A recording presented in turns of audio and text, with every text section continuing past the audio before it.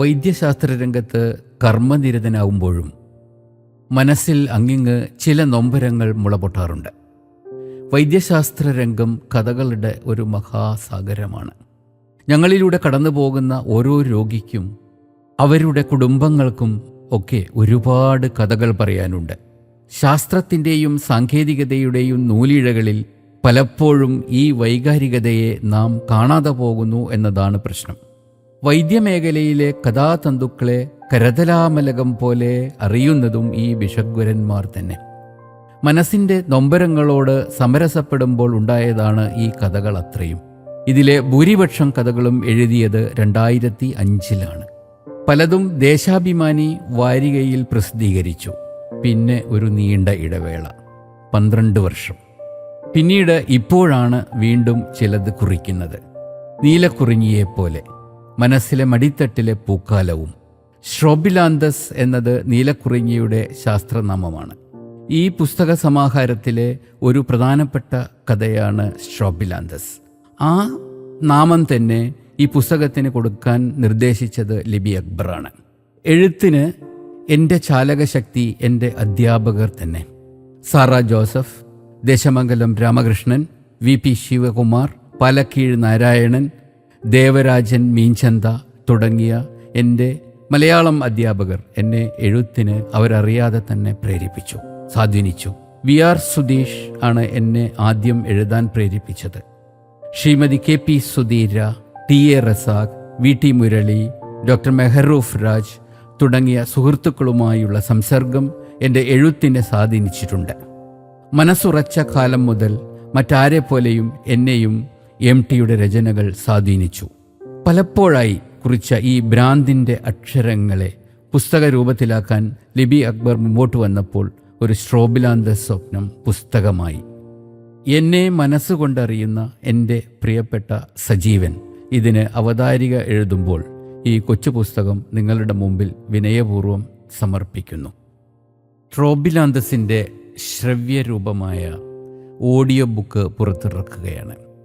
നവമാധ്യമങ്ങളുടെ കാലമായ ഇക്കാലത്ത് ഓഡിയോ ബുക്കിൻ്റെ പ്രാധാന്യം വളരെ കൂടുതലാണ്. മലയാളം മനസ്സിലാവുന്ന എന്നാൽ വായിക്കാൻ ബുദ്ധിമുട്ടുള്ളവർക്കും കേൾവിയിലൂടെ കഥകളെ അറിയാൻ ആഗ്രഹിക്കുന്നവർക്കും മറ്റും ഈ ഓഡിയോ ബുക്ക് ഉപകാരപ്പെടും എന്ന് കരുതുന്നു. ഈ ഉദ്യമത്തിൽ ഇതിലെ കഥകൾക്ക് ശബ്ദവും ഭാവവും നൽകിയ ബോബി C മാത്യു, ഐശ്വര്യ, ആര്യ പ്രകാശ്, നീലിമ വിനോദ് എന്നിവർക്ക് ഞാൻ ഹൃദയത്തിൻ്റെ ഭാഷയിൽ നന്ദി രേഖപ്പെടുത്തുന്നു.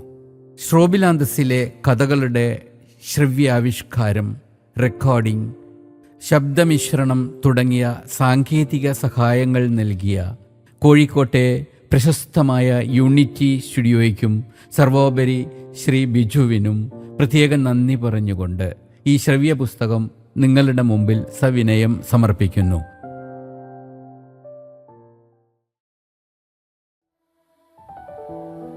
പുത്രകാമേഷ്ടി. കഥാപാത്രം തിരിച്ചു വരുന്നു.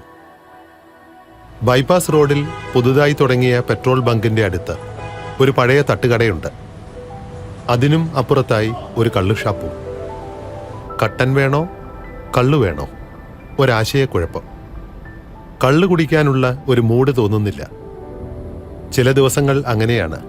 കടുപ്പത്തിൽ ഒരു കട്ടൻ കിട്ടിയാൽ മതി. ഉന്തുവണ്ടിയിലെ ചുടുകടലയുടെ ഗന്ധം നാസികയ്ക്കപ്പുറം എത്തി. വല്ലാത്ത ഒരു പ്രലോഭനം.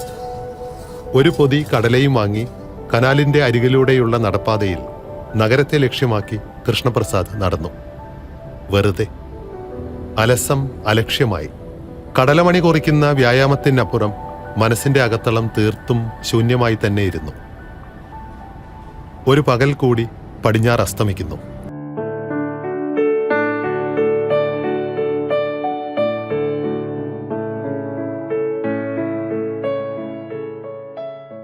കനാലിൽ നിന്നും കൂറ്റൻ കൊതുകുകൾ രക്തരക്ഷസുകൾ കണക്കെ പറന്നുയർന്നു.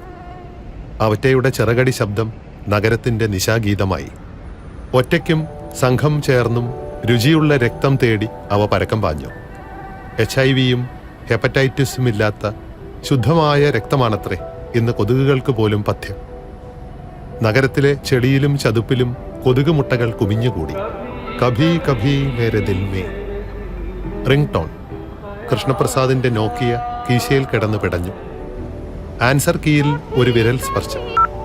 നോക്കിയ അനുസരണശീലമുള്ള കുട്ടിയായി. ഹലോ പ്രസാദ്, താൻ എന്തെടുക്കുക? തലയ്ക്ക് നല്ല മത്ത് പിടിച്ചിരിക്കുന്ന അവസ്ഥയിലോ മറ്റോ ആണോ? പിന്നെ അന്ന് ഞാൻ പറഞ്ഞ ആർട്ടിക്കിൾ ഉടനെ വേണം. വാർഷിക പതിപ്പിന്റെ ഫൈനൽ സ്റ്റേജാണ്. താൻ വല്ലതും കേൾക്കുന്നുണ്ടോ? ഞാൻ ശ്രമിക്കുന്നുണ്ട് സ്റ്റാൻലിൻ.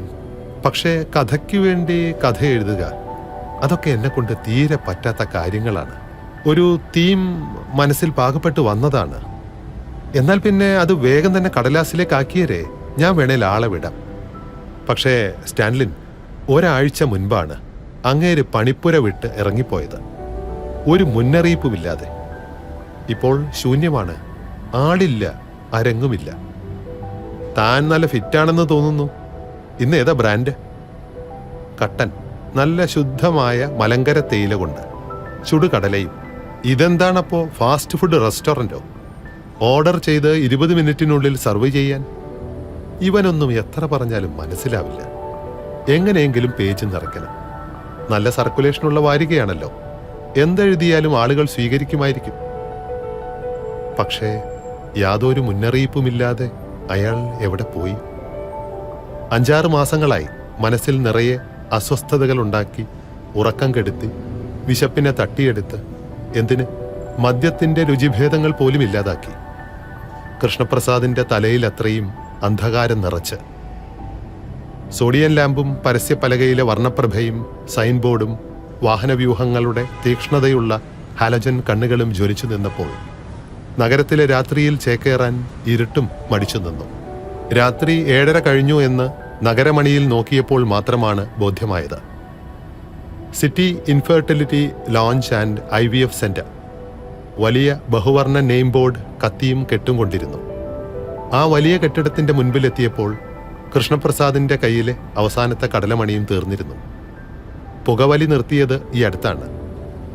വായ്ക്കകത്ത് ഒരു കിരികിരിപ്പ്, നെഞ്ചിനകത്ത് ഒരു പടപടപ്പ്, വല്ലാത്തൊരു വിമ്മിഷ്ടം.